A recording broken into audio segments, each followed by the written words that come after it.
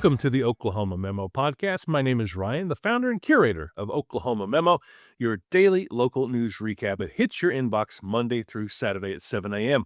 And on Saturdays, the past several weeks, I've been featuring smart conversations, including two so far. This is number 3 with congressional candidate John Croisant from District 1. How you doing, John? Great. Getting ready for the holidays. I just got a jury summons in the mail yesterday, so wow. we'll see how that goes. But just enjoying the holiday season. So, quick funny story about jury summons, and I learned this when I was at Griffin working in downtown Oklahoma City. If there is a case coming up and they haven't been able to procure the numbers to fill a jury, then a sheriff's deputy, did you know, can go out on the street and start picking you off in person and saying, "Do you live in this county? Great, you're going to be a juror." And we saw it. We saw it when we were like, none of us go outside. None of us go Hang outside. out outside on your lunch break. Yeah, but that's a thing. But hey, we all got to do our duty at some point, and everybody I've known who served on a jury takes it very, very seriously. Speaking of serious, this is a serious topic, and it's really one that I've learned, and I'm sure you have, especially as a teacher, the importance of EQ over IQ. And how it relates to politics is this divisive world that we live in. It is very tribal. It is us and it is them. And then there's some of us who are in the center who are like, I kind of like some of you both. But it really is just this feeling of constant consternation when it comes to politics, that everything has to devolve and degrade into a fight. So the first topic for today is, could you talk about what your prescription for political divisiveness might be, and how would you model behavior if you were elected, such that it might tone things down a little bit? And I've even seen it. I mean, we're not even just talking about Democrats and Republicans. We're talking about, I mean, we've had 2 gubernatorial candidates here in Oklahoma going after each other already, you know, and some of it is not even direct attacks. Some of it is people attacking them, and we'll talk about that later with Citizens United and some of these super PACs that nobody knows where the money's coming from. But the first thing is, I was a school teacher. I was a soccer coach. And the only way that you're going to get students to actually do what you want them to do is you've got to model. You've got to, number one, you got to treat everyone with kindness. That doesn't mean we agree on everything, but you've got to be able to differentiate between calling them a name or making fun of them or attacking them like we've seen with Donald Trump recently, and calling them out for a policy. Those are 2 totally different things. But treating people with kindness and the golden rule. I would expect if somebody doesn't agree with me on something that they would call me out on whatever they disagree on.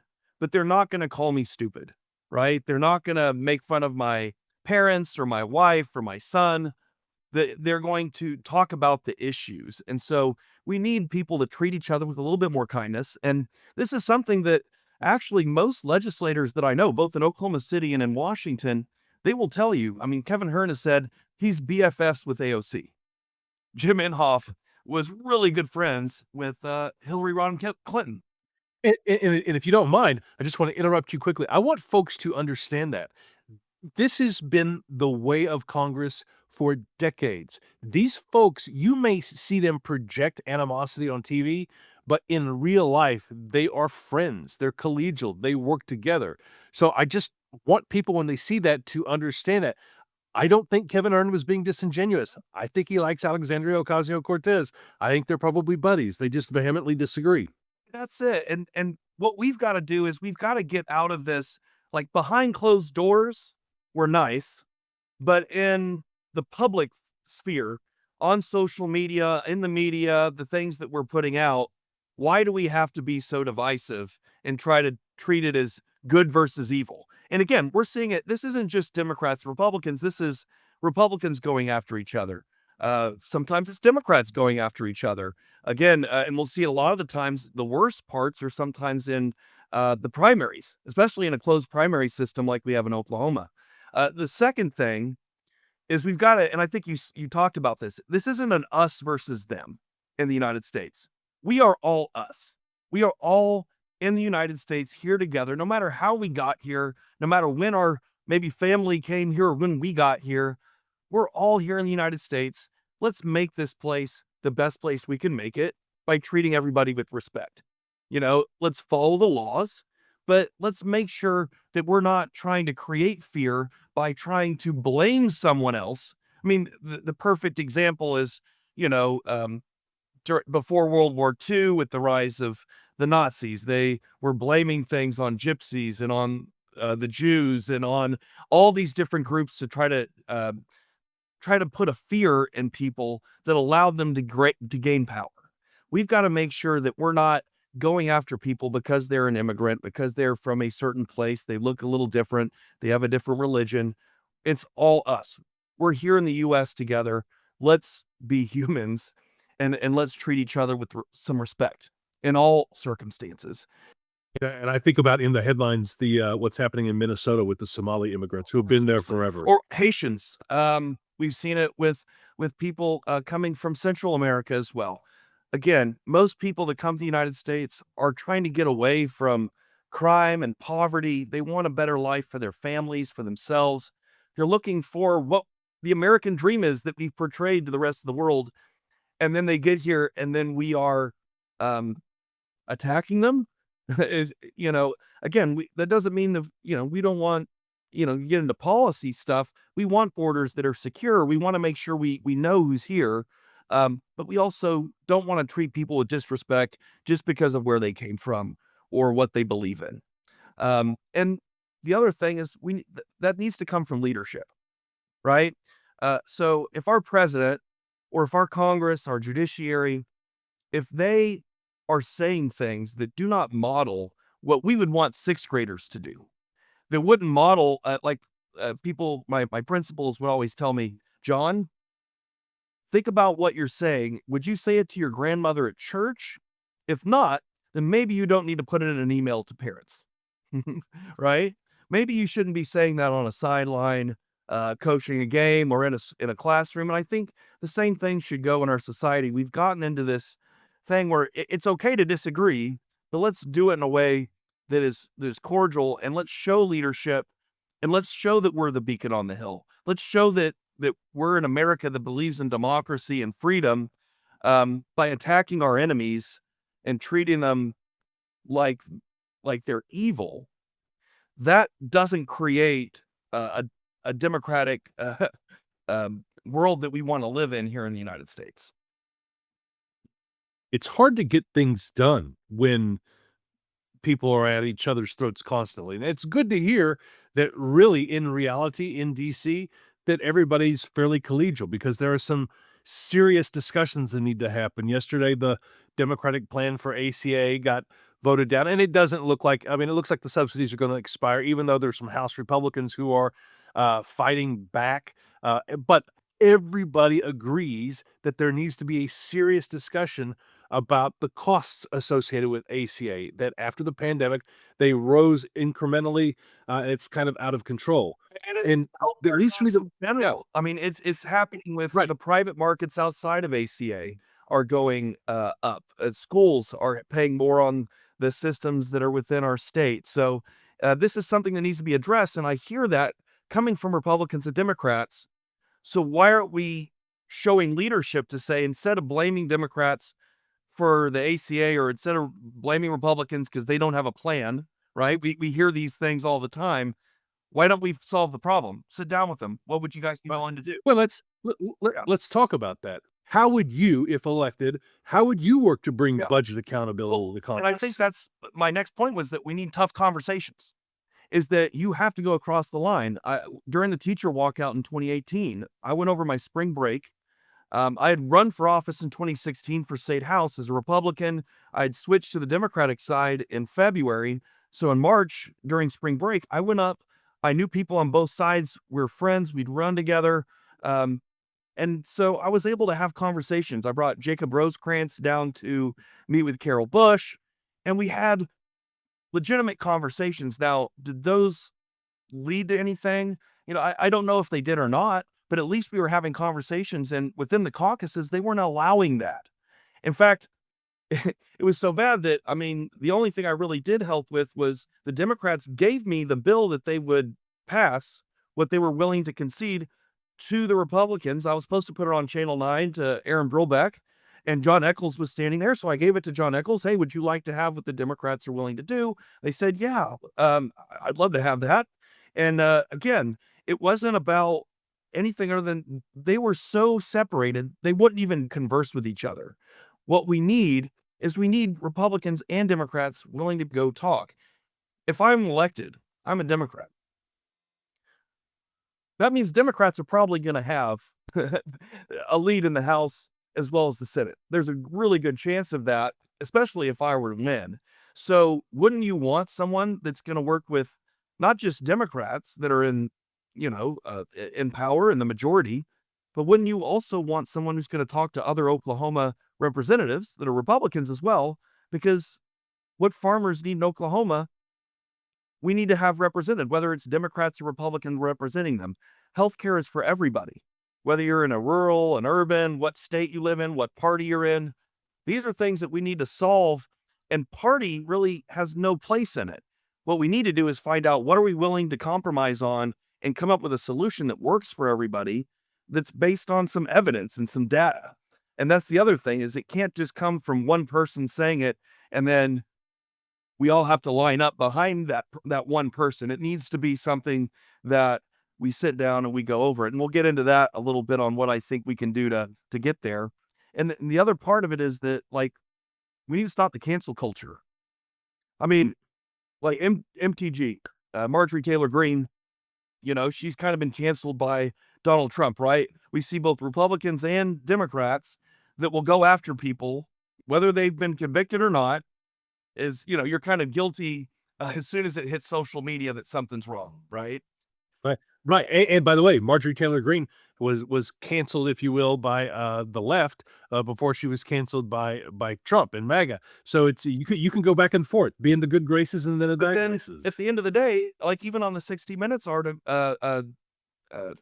piece that she did this last weekend, she attacked the person doing the interview with her, and started criticizing her. So there was still this like kind of even though you've had this happen to you and you don't like Trump did this to you, but then you're turning around and attacking the media, and that's the other. It's a nastiness. Yes, it's a massive. And I Why can't we get rid of that?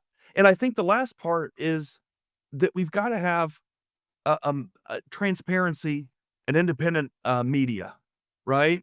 We're seeing right now that people don't know what the difference between an opinion and a fact are because they're watching their news organization, which let's be honest, with a lot of mergers of companies, there's really only an illusion of choice with a lot of media right now. There's only an illusion of what's going on because these big corporations actually own a lot of the different media that are out there, both on the liberal and the conservative side, or the, maybe that are more moderate. And so what we need is a little bit more transparency and some independent thinking from media, which is why, of course, I've enjoyed having these conversations with you. Well, and if you don't mind, I just wanna riff on that just for a second because, even when I post my, individual news story videos, which have always been for the purpose of amplifying vetted newsrooms, people will refer to my reporting, and I have to stop them there. I said, "If you watch the video, it's not my reporting." I think we need to be in an era of hyper transparency. I think objectivity is overrated. The idea that you're just going to both sides everything to death, super overrated. What we need is transparency. Let me know who you are. I don't know if it's just TV reporters having various shades of red to pink to purple to blue. I don't know what it might be, but I just think that if newsrooms talked about their values more, talked about their processes, and just talked about how the sausage was made, that might lead to a little bit more trust. Hard to do though with all of these mergers happening because the employees inside are just trying to survive. We've seen that with local newspapers. I'm sure the Oklahoma, and I know the Tulsa World has just laid off. It was close to 50 people just recently. So some real good friends of mine, and Yeah, a very good friend of mine. yeah. So what ends up happening is that, we're really not getting the same level of of coverage that we've had in the past. And again, I hope that we can find a way for the media to be able to find new ways to be able to get the information to people Obviously, print media is really struggling. So we've got to find ways to get them, like with my campaign, going through TikTok and Instagram and Substack, finding a lot of different ways to do things. Um, and again, it's going to be still up to people to be able to verify, is this a legitimate source? Where is the bias in this? We've got to be able to see that as citizens and understand who's giving me this information and is it legitimate, or do I need to do a little bit more digging to make sure that I verify what's being said is actually true. Right. One of the things I've been impressed with in your campaign and others, I believe her name is Inkyla Jasmine Thomas, running against, works so hard.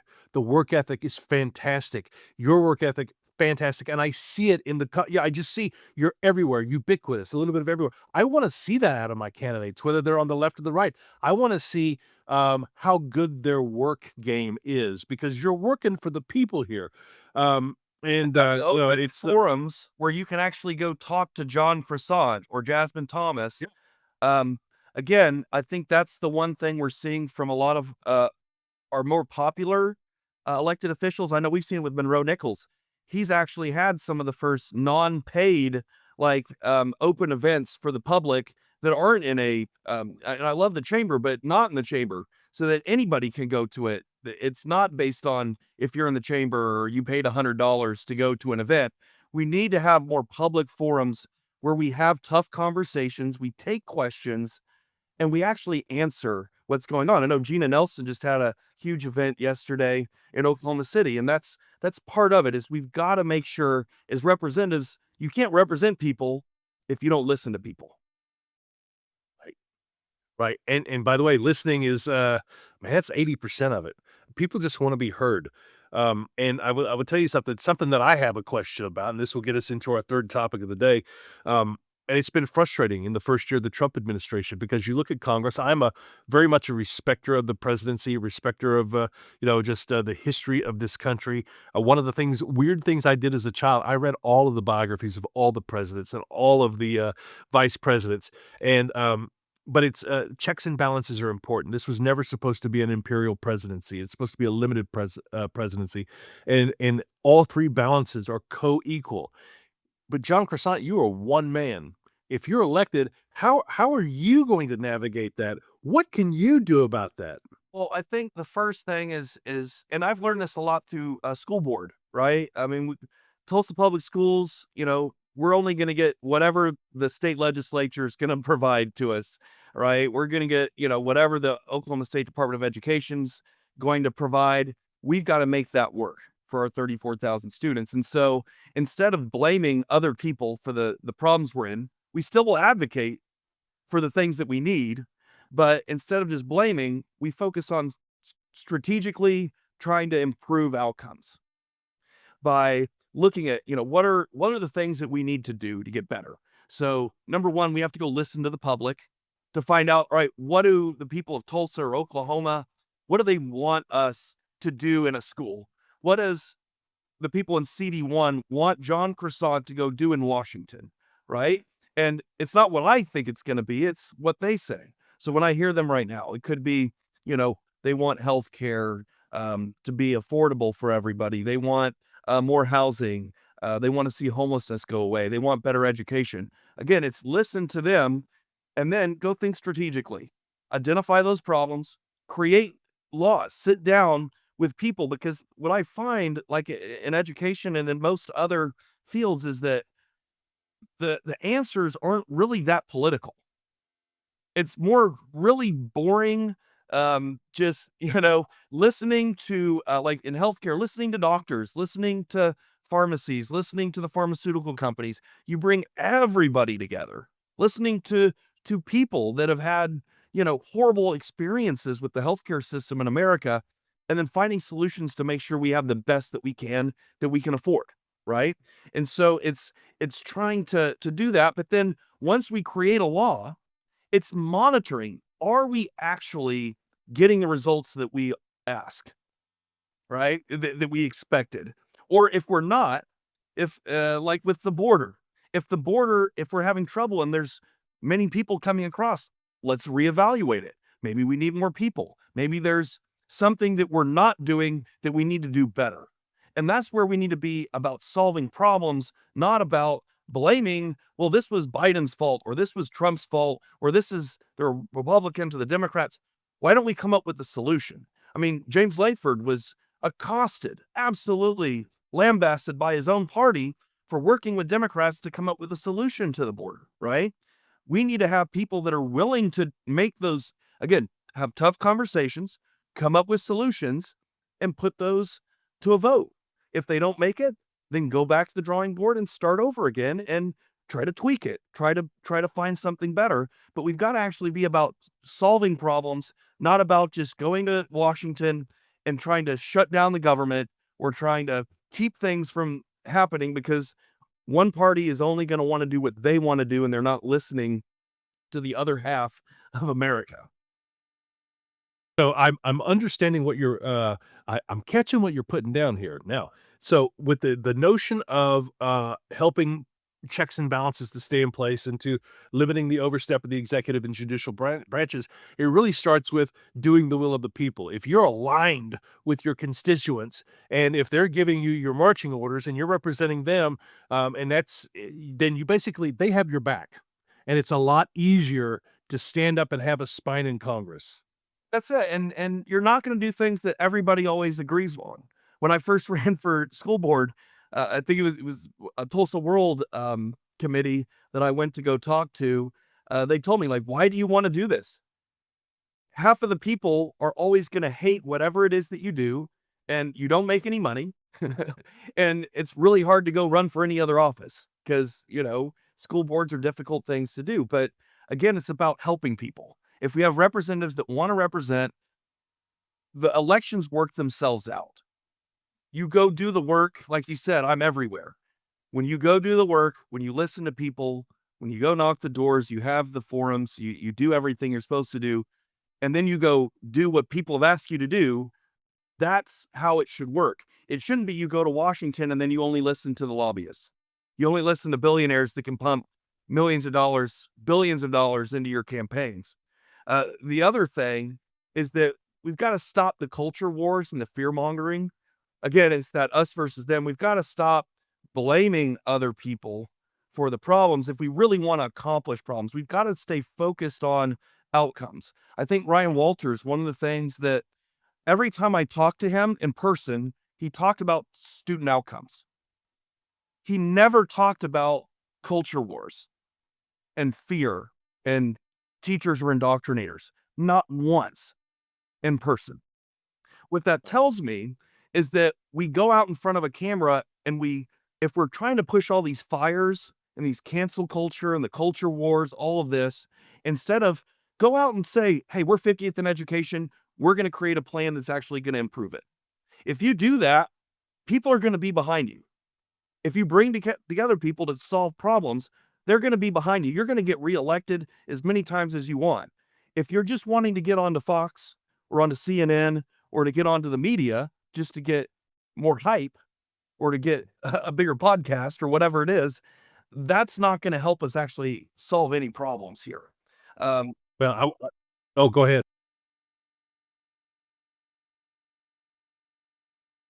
yeah, and the other part of is we've got to create legislation to stop the Citizens United situation. And even the courts right now are hearing a case on expanding where parties can basically give almost unlimited funds to candidates. I think we've got to we've got to get away from millionaires and billionaires and corporations being able to buy elections, which is what we're seeing right now. We need to get it back to where, as a representative, I have to go knock a door. I have to go earn your vote individually, not be able to take $1 billion or $1 million or whatever it is, and then go buy a bunch of ads on TV and TikTok. And that's how I win an election. We've got to get back to being personal. So I wanted to sort of segue this into a final sort of philosophical question. It's kind of a tough question because I will tell you, I remember when Ryan Walters first became sort of known. Soon after he was a teacher in McAllister, people are going to say, "What? He was a breath of fresh air to start." And I remember through my friend Scott Mitchell, I think Ryan was on Hot Seat a few times. Um, but there's an old Chicago song. I'm a big fan of Chicago. This is from Chicago 4, 5, 6, very early album. And the line is something in the city changes people. And we see this when people get power, elected to state superintendent, elected to U.S. House, U.S. Senate. Something changes. John, everything you say sounds fantastic, but the voters have heard this before. Yeah. And I think it's just it is something where we have to create. I think it's got to be legislation. We've got to be able to slap people on the wrist for just pandering to whether it be APAC or anyone else that's just trying to push one agenda over another. I mean, we saw with cryptocurrency in the last election, crypto companies spent money on Republicans and Democrats. They didn't care what side you were on as long as you were backing them. And so that can be dangerous. And we're seeing that we've got to do a little bit better job with legislation. For me, going in, it's about like, hey, let's repeal the big bill. Let's have some financial accountability first, and then let's try to help solve some of these problems. Extending the ACA, I think, is something that needs to be done until you solve the problem of how you're going to keep healthcare costs down for the people that need it the most. And so again, it's going in and focusing on legislation that's going to help people, that what you're hearing from your constituents, instead of, whatever AI or cryptocurrency or the big corporations or hey, even other countries are coming in and trying to spend money to try to influence our legislators right now. For me, like I see, like James Madison in he wrote the accumulation of all powers, legislative, executive, and judiciary, in the same hands, whether of one, a few, or many, and whether hereditary, self-appointed, or elective, must justly be pronounced the very definition of tyranny. No matter how you get all the power, we cannot allow, whether it be one person or a group of people, no matter whether they were elected or not elected, we can't allow one group of people to have all the power. So one of the things that we need with our Congress right now is to actually do its checks and balances functions. To, if the president is blowing up a boat and it's not okay, right? They can see, hey, you didn't give us the information ahead of time. We don't see how this is legal. We have the power to declare war, and we're seizing an oil tanker. We're starting to move all of our ships into the Caribbean.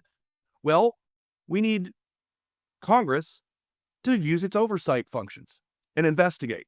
We need them to make sure the executive is clarifying where their authority is. And then if people are doing something that's illegal, like a double tap on make sure we kill all the survivors on a missile attack, there should be impeachment proceedings against whether it's the president or an official. If you break the law, no one in the United States is above the law, right? And so we have to make sure that we are actually looking at how we can make sure and bring in that power to where it's an equal branches of government, where the judiciary isn't too powerful, the executive or the legislative, that we're all kind of working together to solve problems, as opposed to right now, it seems like Congress is not using any of its authority to make sure that if the executive does something that they see as, okay, well, why is it that we just had an agreement with Qatar and Turkey or Saudi Arabia, sorry.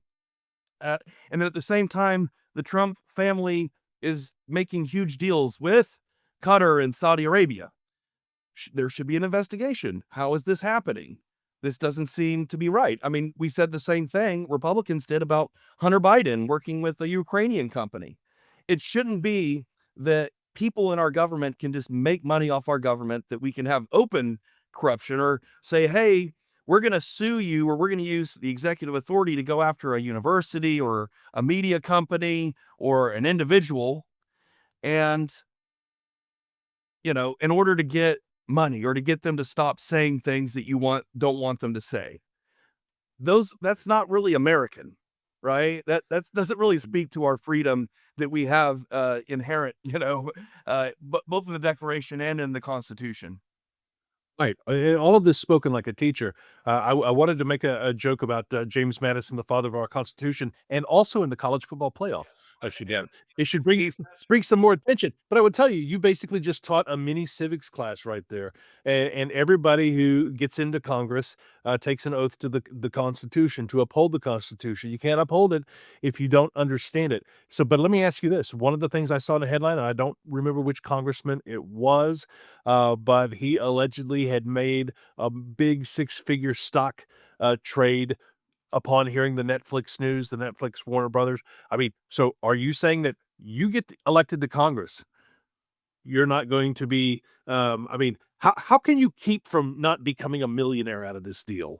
You know what I'm I saying? That's another piece of legislation that we need, is that congressmen should not be able to touch any of their, um, uh, and I'm not saying like, hey, they can't have a 401k, they can't have a mutual fund, like, but it should be lock and key, like you can't touch it.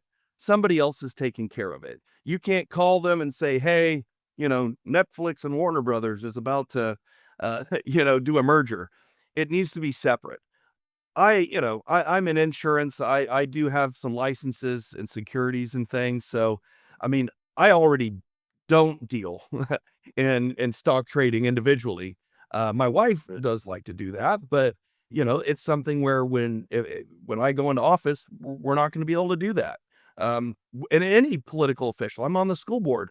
I can't do any business with Tulsa Public Schools. I can't profit off of the work that I'm doing. What I'm doing as a representative is to and TPS is to help students, not to help myself.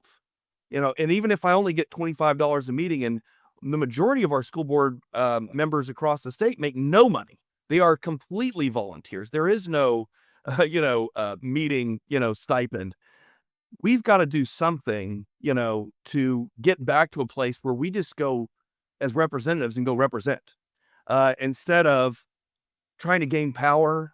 I mean, I see even with, Kevin Hearn that I'm running against, I'm sure he's a great guy. I don't know him that much personally, but, he hasn't passed a single piece of legislation. He's the fifth highest ranked person in Congress. Why is it that we send people to Congress, they get all this power, but we want to see, like, what is it coming back? How is that helping our community? That's what we want to see. How are we getting things done? Don't just say, hey, it's somebody else's job. What we want to see is, what are you doing to solve this problem? And then get up and represent us. Say, hey, Tulsans are for trying to find affordable health care. Let's do this. I'm going to sit down with our medical professionals, our people here in Oklahoma, and let's see if we can make Sooner Care better. Let's see if we can expand Medicare for all. Let's see if we can try to find a better ACA. I don't know what the answer is going to be, but just saying, hey, that's somebody else's problem when it is Congress's job, that is dangerous. Well, like you said, you gotta have, tough conversations. By the way, when I talked to Senator James Lankford, he said the same thing. He says, "We need to have grown-up conversations in the Senate, as you would, in the House." John, tell everybody, where are you gonna be this week? We're recording this on, Friday, December the 12th. Where can people connect with you, whether it be online or in person? We do have one event. I know we're getting into Christmas, but we do have one event at Heirloom Ales over off the Admiral on the 18th at 6 o'clock. So if anybody wants to join us, they're welcome, and have a pint and talk to a croissant. So not bad. And A pint of croissant. I love and we're always putting additional content out on TikTok, Instagram, Facebook, and just I just really love hearing people and telling me, like not just sharing it with others, but telling me what their opinions are. We just did one on the ACA not passing in the Senate. The Grinches that stole healthcare, right? Right. And we have a little fun with it, but it's let's have conversations. Let's have discussions. And if you know something that you're like, hey, John, you should think about this, make sure you share that with us, either through, croissantforcongress.com or reach out to me individually, through a messenger or a DM or something. But we want to hear from people, and that's, I think, different than what I've seen from a lot of representatives currently in this divisive system that we're working in, which kind of goes into our topic today, is that they don't want to have these tough conversations because they're afraid to get a tough question. Well, and you pointed out part of our role as citizens. We need to be giving you feedback. We need to be asking you questions. It works two ways. John Croissant, I appreciate the conversations. We'll get this. If you're watching this on YouTube, best thing you can do is like and subscribe to the channel. Go visit Croissant for Congress. Leave a question. We'll both be out there checking to see if anybody leaves a question, and we'll make sure those get answered. But also, if you're listening to this on a podcast, the best thing you could do for me at Oklahoma Memo, besides sign up at oklahomamemo.com/subscribe, is to leave a 5-star review. Maybe you thought it was 4 stars. Yeah, it's a 5-star review helps this podcast get recognized. It's really just, yes, 5. It's just a mechanism to get recognized in the algorithm. And, us digital content people, we are slaves to the algorithm for sure. But more importantly, I enjoy with Oklahoma Memo having smart conversations with people in the community, serving the community, and possibly serving District 1 as the next U.S. Congressman. John Croissant, I appreciate your time. Thank you, Ryan, and hopefully everybody's getting ready for the holidays, getting that Christmas shopping started. I know I have not yet, so hopefully you guys will too. I'm going to be doing that right now.